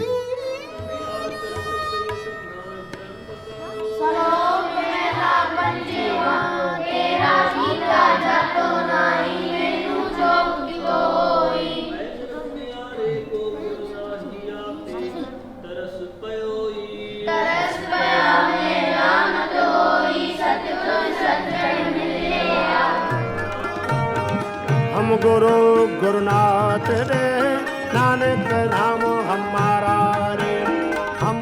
ਅਸੀਂ ਸ਼ੰਕਰ ਆਨੰਦ ਭਾਰਤੀ ਦਰਬਾਰ ਜਾ ਰਹੇ ਹਾਂ, ਜੋ ਗੁਰੂ ਨਾਨਕ ਦੇ ਸ਼ਿਕਾਰਪੁਰ ਆਉਣ ਦੀ ਯਾਦ ਵਿੱਚ ਬਣੇ ਪੁਰਾਤਨ ਅਸਥਾਨ ਵਿੱਚ ਸ਼ਾਮਿਲ ਹੈ। गुरु भी मैं हूँ, चेला भी मैं हूँ, नानक भी मैं हूँ, सचल भी मैं हूँ, गुरनाथ भी मैं हूँ, आदम भी मैं हूँ, शिव भी मैं हूँ, ईसा भी मैं हूँ, मूसा भी मैं हूँ, मेरे से कोई जुदा नहीं, नाम अलहदा है। हम गुरु गुरुनाथ रे नानक नाम हमारा है। हम गुरु गुरुनाथ रे नानक नाम हमारा रे। नानक नाम हमारा रे, हर घट गाम हमारा रे। ਗੁਰੂ ਨਾਨਕ ਅਤੇ ਭਾਈ ਮਰਦਾਨਾ ਨੇ ਕਈ ਦਿਨ ਸ਼ਿਕਾਰਪੁਰ ਵਿੱਚ ਗੁਜ਼ਾਰੇ। ਨਦੀ ਦੇ ਕਿਨਾਰੇ ਉਹਨਾਂ ਦੇ ਕਿਆਮ ਨੂੰ ਪੇਸ਼ ਕਰਦਾ ਇਹ ਚਿੱਤਰ ਸ਼ਿਕਾਰਪੁਰ ਦੇ ਸ਼ੰਕਰ ਆਨੰਦ ਭਾਰਤੀ ਦਰਬਾਰ ਵਿੱਚ ਲੱਗਿਆ ਹੋਇਆ ਹੈ। ਇਲਾਕੇ ਦੀਆਂ ਨਾਨਕ ਪੰਥੀ ਬਰਾਦਰੀਆਂ ਲਈ ਇਹ ਮੰਦਿਰ ਪੂਜਾ ਦਾ ਸਾਂਝਾ ਸਥਾਨ ਹੈ। ਨਾਨਕ ਪੰਥੀ communities of this region.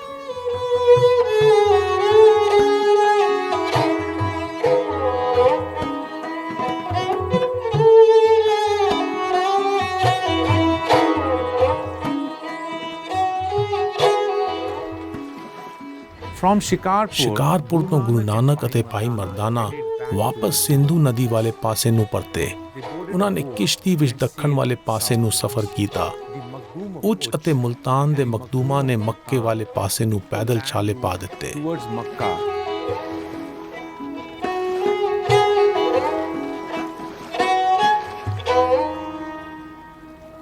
Shikarpur ਤੋਂ ਗੁਰੂ ਨਾਨਕ ਦੇ ਪਚਿਨਾਂ ਤੋਂ ਕੁਝ ਵੱਲ ਪਾ ਕੇ ਅਸੀਂ ਸੇਵਨ ਸ਼ਰੀਫ ਜਾ ਰਹੇ ਹਾਂ, ਤਾਂ ਜੋ ਭਗਤ ਸਦਨਾ ਦੀਆਂ ਯਾਦਾਂ ਨਾਲ ਸਾਂਝ ਪਾਈ ਜਾ ਸਕੇ। ਭਗਤ ਸਦਨਾ ਦਾ ਫਲਸਫਾ ਗੁਰੂ ਨਾਨਕ ਨਾਲ ਮੇਲ ਖਾਂਦਾ ਸੀ। हो लाल मोरी पत रखियो बलाओ झूले लालन है। लाल मोरी पत रखियो बलाओ झूले लालन है। सिंधड़ी दा सेवड़ी दा शाहबाज कलंदर हक दमादम मस्त कलंदर सखी शाहबाज कलंदर देवी हर दम दे अंदर। ਭਗਤ ਸਦਨਾ ਦੀ ਪਛਾਣ ਸਦਨਾ ਕਸਾਈ ਵਜੋਂ ਵੀ ਹੈ। ਉਹਨਾਂ ਦਾ ਜਨਮ ਪਾਕਿਸਤਾਨ ਦੇ ਸਿੰਧ ਸੂਬੇ ਦੇ ਸ਼ਹਿਰ ਸੇਵਨ ਸ਼ਰੀਫ ਵਿੱਚ 1180 ਈਸਵੀ ਨੂੰ ਮੁਸਲਿਮ ਕਸਾਈ ਪਰਿਵਾਰ ਵਿੱਚ ਹੋਇਆ। ਭਗਤ ਸਦਨਾ ਦੇ ਸਮੇਂ ਤੋਂ ਬਹੁਤ ਬਾਅਦ ਇਸ ਸ਼ਹਿਰ ਦਾ ਲਾਲ ਸ਼ਾਹਬਾਜ਼ ਕਲੰਦਰ ਦੀ ਦਰਗਾਹ ਨਾਲ ਜੁੜ ਕੇ ਨਾਮ ਹੋਇਆ।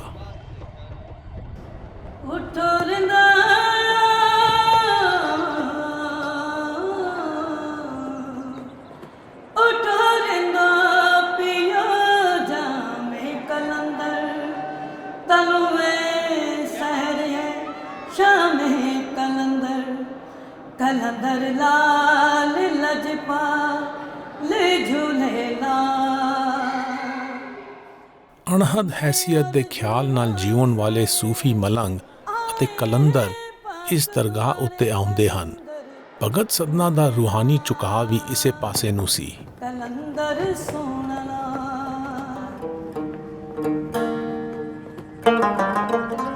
ਕਿਹਾ ਜਾਂਦਾ ਹੈ ਕਿ ਭਗਤ ਸਦਨਾ ਨੂੰ ਕਿਸੇ ਬ੍ਰਾਹਮਣ ਨੇ ਸਾਲਗ੍ਰਾਮ ਤੋਹਫੇ ਵਿੱਚ ਦਿੱਤਾ ਸੀ। ਸਾਲਗ੍ਰਾਮ ਹਿੰਦੂ ਧਰਮ ਵਿੱਚ ਵਿਸ਼ਨੂੰ ਦੀ ਨੁਮਾਇੰਦਗੀ ਕਰਦਾ ਹੈ। ਸਤਕਾਰ ਵਜੋਂ ਭਗਤ ਸਦਨਾ ਪਹਿਲਾਂ ਸਾਲਗ੍ਰਾਮ ਦੀ ਪੂਜਾ ਕਰਦੇ ਸਨ ਅਤੇ ਬਾਅਦ ਵਿੱਚ ਉਸੇ ਪੱਥਰ ਨਾਲ ਗਾਹਕਾਂ ਵਾਸਤੇ ਗੋਸ਼ਤ ਤੋਲਦੇ ਸਨ।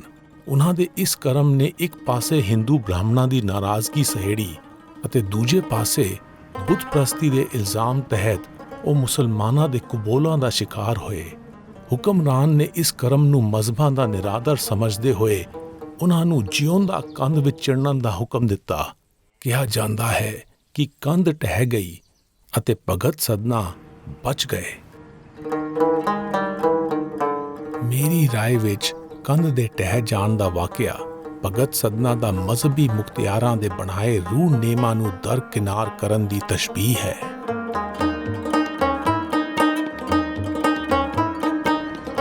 ਭਗਤ ਸਦਨਾ ਨੇ ਆਪਣੀ ਬਾਲਗ ਜ਼ਿੰਦਗੀ ਦਾ ਜ਼ਿਆਦਾ ਹਿੱਸਾ ਇੰਡੀਆ ਦੇ ਪੂਰਬੀ ਪੰਜਾਬ ਦੇ ਸਰਹੰਦ ਸ਼ਹਿਰ ਵਿੱਚ ਗੁਜ਼ਾਰਿਆ ਅਤੇ ਉੱਥੇ ਹੀ ਆਖਰੀ ਸਾਹ ਲਿਆ।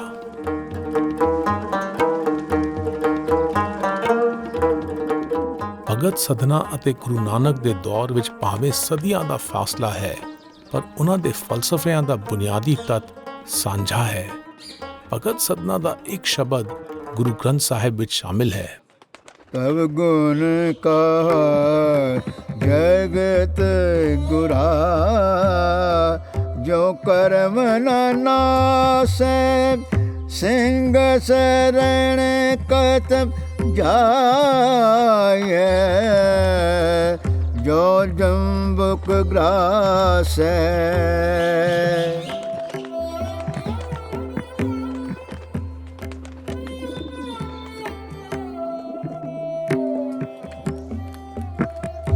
मैं नाही कछ हो नहीं किछ आह न मोरा अवसर ले जा राख ले हो सदना जन तोरा।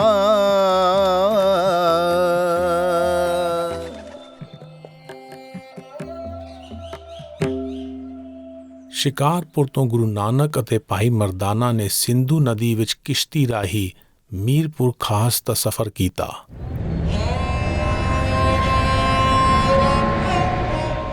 ਗੁਰੂ ਨਾਨਕ ਦੇ ਪਦ ਚਿੰਨ੍ਹਾਂ ਉੱਤੇ ਹੁਣ ਅਸੀਂ ਸ਼ਿਕਾਰਪੁਰ ਤੋਂ ਮੀਰਪੁਰ ਖਾਸ ਜਾ ਰਹੇ ਹਾਂ।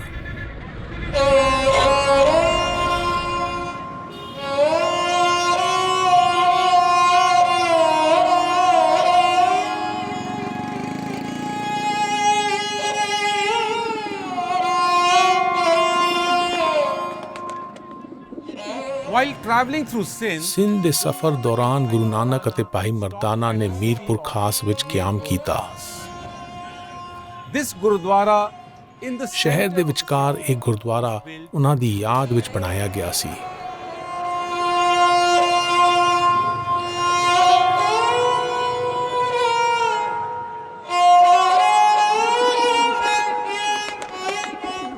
ਬਰੇ ਸਗੀਰ ਦੀ 1947 ਦੀ ਵੰਡ ਦੌਰਾਨ ਗੁਰੂ ਨਾਨਕ ਦੀ ਨਾਮਲੇਵਾ ਸੰਗਤ ਨੂੰ ਮੀਰਪੁਰ ਖਾਸ ਤੋਂ ਹਿਜਰਤ ਕਰਨੀ ਪਈ, ਜਿਸ ਕਾਰਨ ਇਹ ਗੁਰਦੁਆਰਾ ਵੀਰਾਨ ਹੋ ਗਿਆ ਸੀ।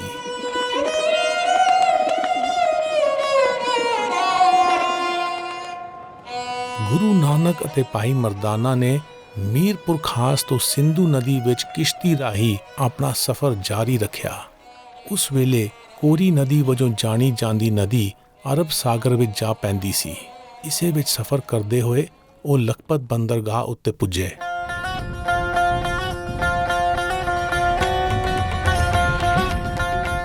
ਅਸੀਂ ਮੀਰਪੁਰ ਖਾਸ ਤੋਂ ਇੰਡੀਆ ਪਾਕਿਸਤਾਨ ਦੀ ਸਰਹੱਦ ਪਾਰ ਕਰਨ ਲਈ ਪਾਕਿਸਤਾਨ ਦੇ ਪੰਜਾਬ ਜਾ ਰਹੇ ਹਾਂ ਅਤੇ ਇੰਡੀਆ ਦੇ ਗੁਜਰਾਤ ਸੂਬੇ ਵਿੱਚ ਲਖਪਤ ਤੋਂ ਗੁਰੂ ਨਾਨਕ ਦੇ ਪਦ ਚਿੰਨ੍ਹਾਂ ਉੱਤੇ ਆਪਣਾ ਸਫ਼ਰ ਅੱਗੇ ਤੋਰਾਂਗੇ।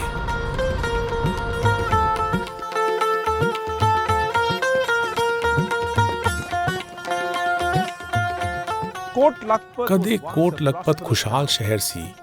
ਇਹ ਖੇਤੀ ਲਈ ਜ਼ਰਖੇਜ਼ ਇਲਾਕਾ ਸੀ, ਸੁਦਾਗਰੀ ਅਤੇ ਜ਼ਿਆਰਤ ਲਈ ਅਹਿਮ ਸੀ। ਇਹ ਸ਼ਹਿਰ ਵੰਨ ਸਮੰਨੇ ਮਜ਼ਹਬੀ ਅਕੀਦਿਆਂ ਵਾਲੇ ਜੀਆਂ ਦੀ ਮਹਿਮਾਨ ਨਿਵਾਜ਼ੀ ਕਰਦਾ ਸੀ।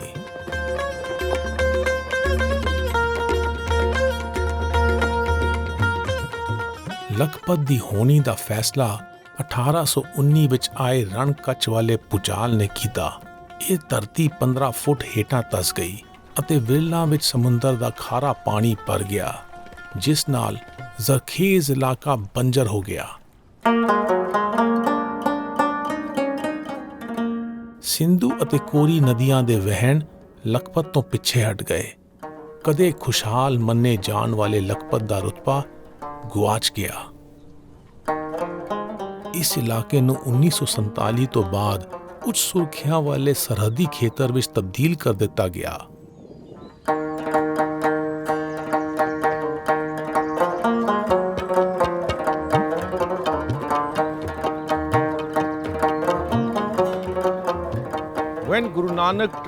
ਜਦੋਂ ਗੁਰੂ ਨਾਨਕ ਨੇ ਲਖਪਤ ਦਾ ਸਫ਼ਰ ਕੀਤਾ ਸੀ ਤਾਂ ਇਸ ਦਾ ਨਾਮ ਬਸਤਾ ਬੰਦਰ ਸੀ। ਇਸ ਸਥਾਨ ਦੀ ਉਸਾਰੀ ਉਦਾਸੀ ਸੰਪਰਦਾਇ ਨੇ ਕੀਤੀ ਅਤੇ ਹੁਣ ਇਸ ਦਾ ਇੰਤਜ਼ਾਮ ਬਤੌਰ ਗੁਰਦੁਆਰਾ ਚੱਲਦਾ ਹੈ। ਇਸ ਜ਼ਮੀਨ ਦੀ ਫਰਹਦ ਦਰਸਾਉਂਦੀ ਹੈ ਕਿ ਇਸ ਅਸਥਾਨ ਦੀ ਉਸਾਰੀ 19ਵੀਂ ਸਦੀ ਦੇ ਸ਼ੁਰੂ ਵਿੱਚ ਹੋਈ ਸੀ। ਗੁਰੂ ਨਾਨਕ ਅਤੇ ਨਾਨਕਪੰਥੀ ਸੰਗਤ ਦੀ ਅਕੀਦਤ ਵਿੱਚ ਮੁਕਾਮੀ ਹੁਕਮਰਾਨ ਨੇ ਲਾਗੇ ਦਾ ਪਿੰਡ ਕੋਰੀਆਨੀ ਇਸ ਅਸਥਾਨ ਦੇ ਨਾਮ ਕਰ ਦਿੱਤਾ ਸੀ, ਜਿੱਥੋਂ ਇਸ ਦੇ ਇੰਤਜ਼ਾਮ ਲਈ ਮਾਲੀਆ ਉਗਰਾਇਆ ਜਾ ਸਕੇ। ਅਸੀਂ ਲਖਪਤ ਤੋਂ ਕੁਝ ਵੱਲ ਪਾ ਕੇ ਕੋਰੀਆਨੀ ਪਿੰਡ ਜਾ ਰਹੇ ਹਾਂ, ਜੋ ਇੱਥੋਂ ਤਕਰੀਬਨ 20 ਕਿਲੋਮੀਟਰ ਹੈ।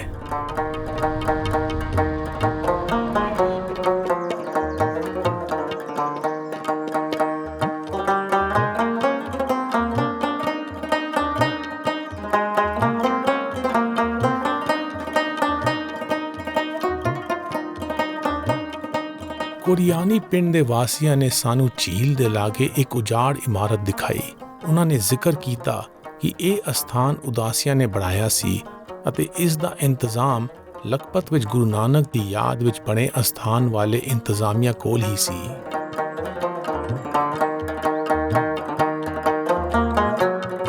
ਇਹ ਇਮਾਰਤ ਹੁਣ ਖੰਡਰ ਹੋ ਚੁੱਕੀ ਹੈ।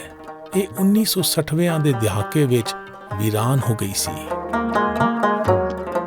ਮੈਂ ਰਾਣਾ ਜੀ ਰਾਮੋਜੀ ਸੋਢਾ ਹਾਂ। ਮੈਂ ਕੋਰੀਆਨੀ ਵਿੱਚ ਰਹਿੰਦਾ ਹਾਂ। ਅਸੀਂ ਸੋਢਾ ਲੋਕ ਰਾਜਪੂਤ ਹਾਂ। ਅਸੀਂ 1971 ਵਿੱਚ ਪਾਕਿਸਤਾਨ ਤੋਂ ਆਏ ਸਾਂ। ਜਦੋਂ ਅਸੀਂ ਇੱਥੇ ਵਸੇਬ ਕੀਤਾ ਤਾਂ ਇਹ ਇਮਾਰਤ ਬਣੀ ਹੋਈ ਸੀ। ਇਸ ਦੀ ਛੱਤ ਵੀ ਕਾਇਮ ਸੀ। ਹੁਣ ਵੀ ਲੋਕ ਗੁਰੂ ਨਾਨਕ ਨੂੰ ਮੰਨਦੇ ਹਨ। ਸਾਡੇ ਇੱਥੇ ਭਗਤੀ ਵਾਲੇ ਸਾਰੇ ਆਦਮੀ ਗੁਰੂ ਨਾਨਕ ਨੂੰ ਮੰਨਦੇ ਸੀ। ਰੂਹਾਨੀਅਤ ਦੇ ਰਾਹ ਤੁਰਨ ਵਾਲੇ ਗੁਰੂ ਨਾਨਕ ਨੂੰ ਚੰਗੀ ਤਰ੍ਹਾਂ ਜਾਣਦੇ ਗੁਰੂ ਨਾਨਕ ਨੂੰ ਅੱਛੀ ਤਰ੍ਹਾਂ ਸੇ ਜਾਣਦੇ। ਇੰਡੀਆ ਪਾਕਿਸਤਾਨ ਦੇ ਲਖਪਤ ਅਤੇ ਕੋਰੀਆਨੀ ਦੇ ਸਰਹੱਦੀ ਇਲਾਕੇ ਵਿੱਚੋਂ ਵਿਦਾ ਹੋਣ ਵੇਲੇ ਮੈਂ ਸੋਚ ਰਿਹਾ ਹਾਂ ਕਿ ਮਨੁੱਖ ਦੇ ਬਹੁਤ ਸਾਰੇ ਗੁਣ ਬਾਕੀ ਨਸਲਾਂ ਨਾਲ ਸਾਂਝੇ ਹਨ। ਉਹਨਾਂ ਦਾ ਨਿਰਾਲਾਪਣ, ਉਹਨਾਂ ਦੀ ਦਿਮਾਗੀ ਸਮਰੱਥਾ ਅਤੇ ਸਹਿਯੋਗ ਦੀ ਲਚਕ ਹੈ। ਇਸ ਦੇ ਬਾਵਜੂਦ ਮਨੁੱਖ ਗਲਤੀਆਂ ਕਰਦਾ ਹੈ ਅਤੇ ਵੰਡੀਆਂ ਪਾਉਂਦਾ ਹੈ। ਗੁਰੂ ਨਾਨਕ ਨੇ ਮਨੁੱਖਾ ਮਨ ਦੀਆਂ ਵੱਖ-ਵੱਖ ਅਵਸਥਾਵਾਂ ਦੀ ਤੁਲਨਾ ਬਾਕੀ ਨਸਲਾਂ ਦੇ ਲੱਛਣਾਂ ਨਾਲ ਕੀਤੀ ਹੈ ਅਤੇ ਸਾਨੂੰ ਚੰਗੇ ਗੁਣਾਂ ਨੂੰ ਹਮਸਾਰ ਕਰਨ ਅਤੇ ਬੁਰੇ ਗੁਣਾਂ ਨੂੰ ਰੱਦ ਕਰਨ ਲਈ ਪ੍ਰੇਰਨਾ ਦਿੱਤੀ ਹੈ। ਕੇਤੇ ਰੁਖ ਬੇਰਖ ਹਮ ਚੀਨੇ, ਕੇਤੇ ਪਸ਼ੂ ਉਪਾਏ, ਕੇਤੇ ਨਾਗ ਕੁਲੀ में आए, केते पंख उड़ाए। ਲਖਪਤ ਤੋਂ ਗੁਰੂ ਨਾਨਕ ਅਤੇ ਭਾਈ ਮਰਦਾਨਾ ਨੇ ਸਮੁੰਦਰ ਕਿਨਾਰੇ ਪੈਦਲ ਸਫ਼ਰ ਕੀਤਾ ਅਤੇ ਕੋਟੇਸ਼ਵਰ ਪਹੁੰਚੇ।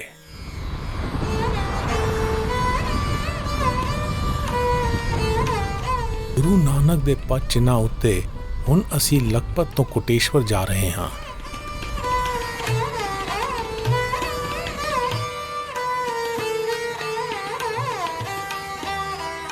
ਗੁਜਰਾਤ ਦੇ ਕੱਛ ਜ਼ਿਲ੍ਹੇ ਵਿੱਚ ਸਮੁੰਦਰ ਦੇ ਲਾਗੇ ਕੋਟੇਸ਼ਵਰ ਹੈ, ਜਿਸ ਦਾ ਪੁਰਾਤਨ ਕੋਟੇਸ਼ਵਰ ਮੰਦਿਰ ਮਸ਼ਹੂਰ ਹੈ।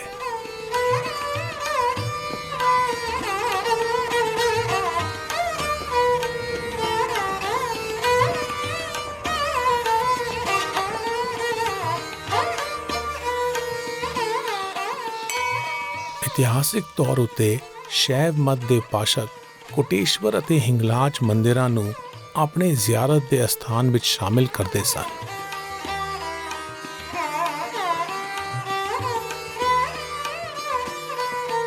ਗੁਰੂ ਨਾਨਕ ਦੇ ਦੌਰ ਵਿੱਚ ਇਸ ਅਸਥਾਨ ਦੀ ਸੇਵਾ ਸੰਭਾਲ ਬੁਨਿਆਦੀ ਤੌਰ ਉੱਤੇ ਗੁਰੂ ਗੋਰਖਨਾਥ ਦੇ ਪੈਰੋਕਾਰ ਕਨਫੱਟੇ ਜੋਗੀ ਕਰਦੇ ਸਨ। ਇਹ ਮੰਨਿਆ ਜਾਂਦਾ ਹੈ ਕਿ ਉਹਨਾਂ ਨੇ ਕੋਟੇਸ਼ਵਰ ਵਿੱਚ ਗੁਰੂ ਨਾਨਕ ਨਾਲ ਸੰਵਾਦ ਕੀਤਾ।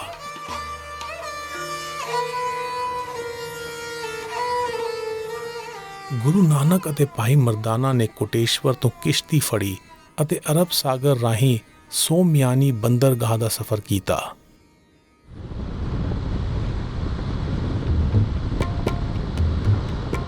ਅਸੀਂ ਇੰਡੀਆ ਤੋਂ ਪਾਕਿਸਤਾਨ ਜਾ ਰਹੇ ਹਾਂ, ਜਿੱਥੇ ਅਸੀਂ ਬਲੋਚਿਸਤਾਨ ਵਿੱਚ ਸੋਮਿਆਨੀ ਦੀ ਬੰਦਰਗਾਹ ਤੋਂ ਗੁਰੂ ਨਾਨਕ ਦੇ ਪਦ ਚਿੰਨ੍ਹਾਂ ਉੱਤੇ ਆਪਣਾ ਸਫ਼ਰ ਅੱਗੇ ਤੋਰਾਂਗੇ।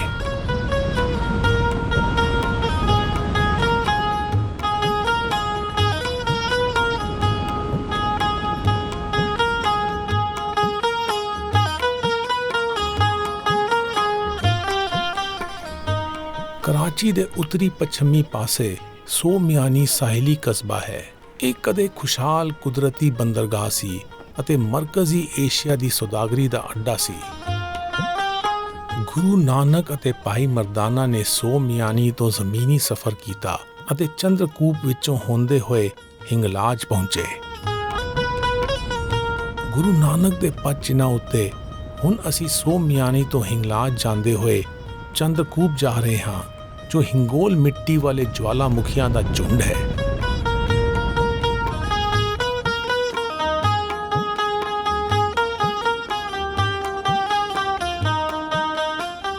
ਚੰਦਰ ਦਾ ਮਾਇਨਾ ਚੰਦ ਹੈ ਅਤੇ ਕੂਪ ਦਾ ਮਾਇਨਾ ਖੂਹ ਹੈ। ਮਿੱਟੀ ਦਾ ਇੱਕ ਟਿੱਬਾ ਤਕਰੀਬਨ 300 ਫੁੱਟ ਉੱਚਾ ਹੈ, ਜੋ ਹਿੰਗਲਾਜ ਮੰਦਿਰ ਜਾਣ ਵਾਲੇ ਹਿੰਦੂਆਂ ਲਈ ਜ਼ਿਆਰਤ ਦਾ ਸਥਾਨ ਹੈ। ਮਿੱਟੀ ਦੇ ਇਹ ਟਿੱਬੇ ਜਵਾਲਾਮੁਖੀਆਂ ਦੀ ਸਰਗਰਮੀ ਨਾਲ ਬਣੇ ਹਨ ਅਤੇ ਇਹਨਾਂ ਨੂੰ ਭਗਵਾਨ ਸ਼ਿਵ ਦੇ ਗੁੱਸੇ ਦਾ ਮਾਦੀ ਇਜ਼ਹਾਰ ਮੰਨਿਆ ਜਾਂਦਾ ਹੈ। ਅਸੀਂ ਚੰਦਰਕੂਪ ਤੋਂ ਅੱਗੇ ਹਿੰਗਲਾਜ ਮੰਦਿਰ ਜਾ ਰਹੇ ਹਾਂ।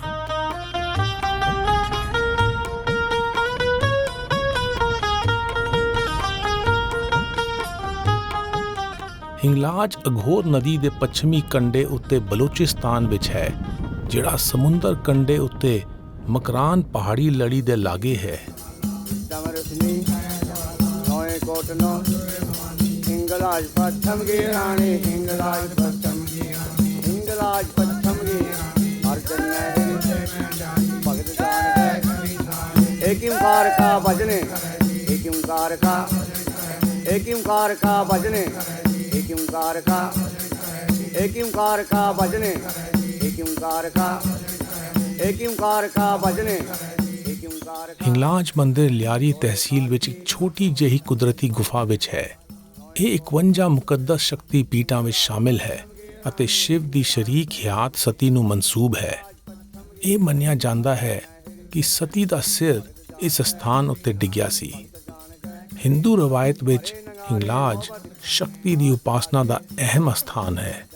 ਹਿੰਗਲਾਜ ਮਾਤਾ ਵਜੋਂ ਪੂਜੇ ਜਾਂਦੇ ਪੱਥਰ ਦੀ ਹਿੰਦੂ ਨਾਨੀ ਕਾ ਮੰਦਿਰ ਅਤੇ ਮੁਸਲਮਾਨ ਨਾਨੀ ਕਾ ਹਜ ਵਜੋਂ ਅਕੀਦਤ ਕਰਦੇ ਹਨ।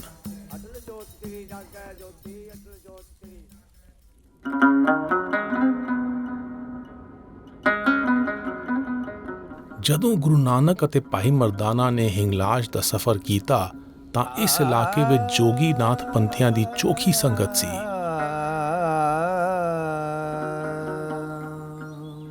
ਗੁਰੂ ਨਾਨਕ ਦਾ ਨਿਵੇਕਲਾ ਲਿਬਾਸ ਦੇਖ ਕੇ ਉਹਨਾਂ ਨੂੰ ਇਹ ਸਮਝ ਨਾ ਆਇਆ ਕਿ ਇਹ ਕੋਈ ਹਾਜੀ ਹੈ ਜਾਂ ਨਾਨੀ ਕਾ ਮੰਦਿਰ ਵਿੱਚ ਆਇਆ ਜ਼ਿਆਰਤੀ ਹੈ। ਜਦੋਂ ਗੁਰੂ ਨਾਨਕ ਤੋਂ ਉਹਨਾਂ ਦੇ ਮਜ਼ਹਬ ਬਾਰੇ ਪੁੱਛਿਆ ਗਿਆ ਤਾਂ ਉਹਨਾਂ ਨੇ ਜਵਾਬ ਦਿੱਤਾ,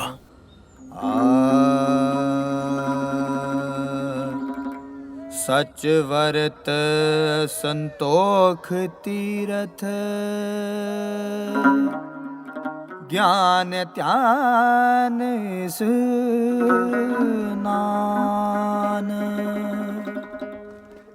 ਦਇਆ ਦੇਵਤਾ ਖੇਮਾ ਜਪ ਮਾਲੀ, ਤੇ ਮਾਨਸ ਪਰਦਾਨ,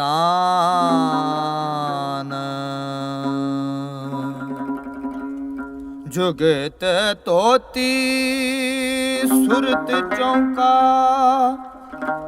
ਤਿਲਕ ਕਰਣੀ ਹੋਏ, ਪਾਓ ਭੋਜਨ ਨਾਨਕਾ, ਵਿਰਲਾ ਤਾਂ ਕੋਈ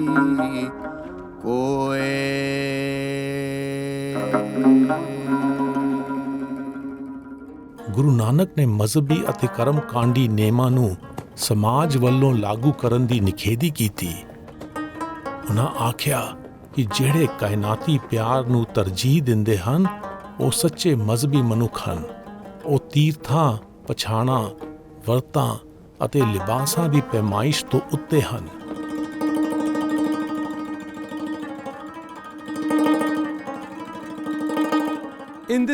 ਬਲੋਚਿਸਤਾਨ ਦੇ ਇਸ ਖੁਸ਼ਕ ਅਤੇ ਉਜਾੜ ਇਲਾਕੇ ਵਿੱਚ ਅਘੋਰ ਨਦੀ ਦੇ ਲਾਗੇ ਹਿੰਗਲਾਜ ਦੇ ਪਹਾੜਾਂ ਵਿੱਚ ਗੁਰੂ ਨਾਨਕ ਦੇ ਆਉਣ ਦੀ ਯਾਦ ਵਿੱਚ ਇੱਕ ਸਥਾਨ ਬਣਿਆ ਹੈ ਜਿਸ ਨੂੰ ਅਸੀਂ ਵੇਖਣ ਜਾ ਰਹੇ ਹਾਂ। ਇਹ ਬੰਜਰ ਪਥਰੀਲੇ ਪਹਾੜ ਡਰਾਉਂਦੇ ਹਨ। ਇਹਨਾਂ ਦਾ ਠਾਠ ਸਾਡੇ ਹੌਸਲੇ ਨੂੰ ਵੰਗਾਰਦਾ ਹੈ ਅਤੇ ਲੂ ਦੇਣ ਵਾਲੀ ਗਰਮੀ ਸਾਡਾ ਮਾਦਾ ਅਜ਼ਮਾ ਰਹੀ ਹੈ। ਆਪਣੇ ਜਿਸਮਾਂ ਦੀ ਤਾਕਤ ਉੱਤੇ ਬੇਯਕੀਨੀ ਦੇ ਬਾਵਜੂਦ ਅਸੀਂ ਆਪਣੀ ਸਿਦਕ ਦਿਲੀ ਨਾਲ ਚੜ੍ਹਾਈ ਸ਼ੁਰੂ ਕਰ ਦਿੱਤੀ। ਸ਼ੁਰੂ ਦੀ ਚੜ੍ਹਾਈ ਬਹੁਤ ਮੁਸ਼ਕਲ ਸੀ। ਅਗਲਾ ਸਫ਼ਰ ਥਕਾਉਣ ਵਾਲਾ ਸੀ, ਪਰ ਮੰਜ਼ਿਲ ਤਸੱਲੀ ਦੇਣ ਵਾਲੀ ਸੀ। ਮੈਂ ਸਮਝਦਾ ਹਾਂ ਕਿ ਪਹਾੜ ਚੜ੍ਹਨ ਦਾ ਇਹ ਕਾਰਜ ਸਾਡੀ ਜ਼ਿੰਦਗੀ ਦੀਆਂ ਰੋਜ਼ਾਨਾ ਵੰਗਾਰਾਂ ਨੂੰ ਸਰ ਕਰਨ ਦੇ ਬਰਾਬਰ ਹੈ। ਡੂੰਗਰ ਦੇਖ ਡਰਾਵਣੋ ਪੇਯੜੈ ਡਰਿਆਸ ऊंचो पर्वत गाखड़ो ना पौड़ी तित तास गुरमुख अंतर जाने गुर मेली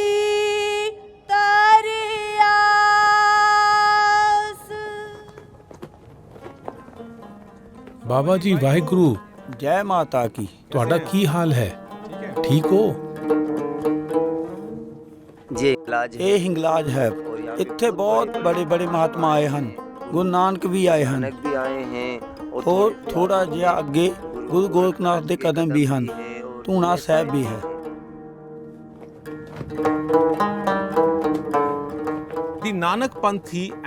ਬਲੋਚਿਸਤਾਨ ਅਤੇ ਸਿੰਧ ਦੀ ਨਾਨਕਪੰਥੀ ਅਤੇ ਹਿੰਦੂ ਬਰਾਦਰੀ ਨੇ ਪੈਰ ਦੇ ਛਾਪੇ ਵਾਲਾ ਸਥਾਨ ਬਣਾਇਆ ਹੈ ਜੋ ਹਿੰਗਲਾਜ ਇਲਾਕੇ ਵਿੱਚ ਗੁਰੂ ਨਾਨਕ ਦੇ ਆਉਣ ਦੀ ਨੁਮਾਇੰਦਗੀ ਕਰਦਾ ਹੈ। ਗੁਰੂ ਨਾਨਕ ਇਨ ਦ ਰੀਜਨ ਆਫ ਹਿੰਗਲਾਜ।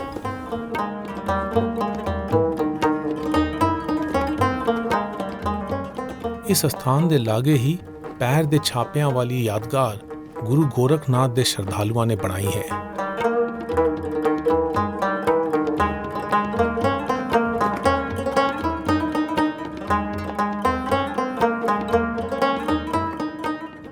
ਗੁਰੂ ਨਾਨਕ ਦੇ ਪੈਰਾਂ ਦੇ ਛਾਪਿਆਂ ਵਜੋਂ ਬਣਾਈ ਇਹ ਯਾਦਗਾਰ ਮੁਕਾਮੀ ਹਿੰਦੂ ਬਰਾਦਰੀ ਦੇ ਗੁਰੂ ਨਾਨਕ ਪ੍ਰਤੀ ਪਿਆਰ ਅਤੇ ਸਤਿਕਾਰ ਦੀ ਤਸਦੀਕ ਕਰਦੀ ਹੈ। ਮੇਰੇ ਲਈ ਪੈਰ ਦੇ ਇਹ ਛਾਪੇ ਸਾਨੂੰ ਯਾਦ ਕਰਵਾਉਂਦੇ ਹਨ ਕਿ ਵਹਿਦਤ ਦੇ ਰਾਹ ਉੱਤੇ ਚੱਲੋ, ਜਿਸ ਲਈ ਗੁਰੂ ਨਾਨਕ ਨੇ ਦੂਰ ਦੁਰਾਡੇ ਅਤੇ ਮੁਸ਼ਕਲ ਖੇਤਰਾਂ ਦਾ ਸਫ਼ਰ ਕੀਤਾ। ਬਰਤਾਨਵੀ ਲੇਖਕ A.W. ਹਿਊਜ਼ ਨੇ 1877 ਈਸਵੀ ਦੀ ਆਪਣੀ ਕਿਤਾਬ ਦ ਕੰਟਰੀ ਆਫ ਬਲੋਚਿਸਤਾਨ ਵਿੱਚ ਗਿਚਕੀ ਕਬੀਲੇ ਦਾ ਜ਼ਿਕਰ ਕੀਤਾ ਹੈ। ਉਸਨੇ ਉਹਨਾਂ ਕਬਾਇਲੀਆਂ ਨੂੰ ਸਿੱਖਾਂ ਵਜੋਂ ਦਰਜ ਕੀਤਾ ਹੈ ਜੋ ਗੁਰੂ ਨਾਨਕ ਦੇ ਪੈਰੋਕਾਰ ਸਨ ਅਤੇ ਹਿੰਗਲਾਜ, ਮਕਰਾਨ ਅਤੇ ਕਲਾਤ ਇਲਾਕਿਆਂ ਵਿੱਚ ਵਸਦੇ ਸਨ। 1947 ਦੀ ਵੰਡ ਤੋਂ ਬਾਅਦ ਹੁਣ ਇਸ ਇਲਾਕੇ ਵਿੱਚ ਕੋਈ ਗਿਚਕੀ ਸਿੱਖ ਨਹੀਂ ਰਹਿੰਦਾ।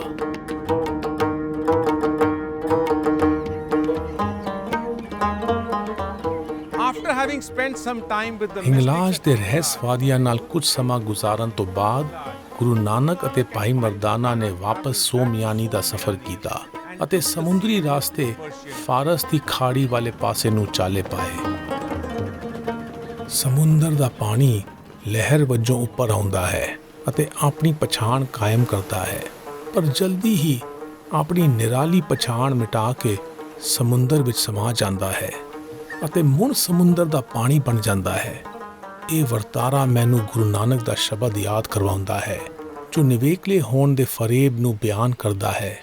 ਜਦੋਂ ਆਤਮਾ ਦਾ ਪਰਮਾਤਮਾ ਨਾਲ ਮੇਲ ਹੁੰਦਾ ਹੈ ਤਾਂ ਇਹ ਨਿਵੇਕਲਾਪਣ ਮਿਟ ਜਾਂਦਾ ਹੈ।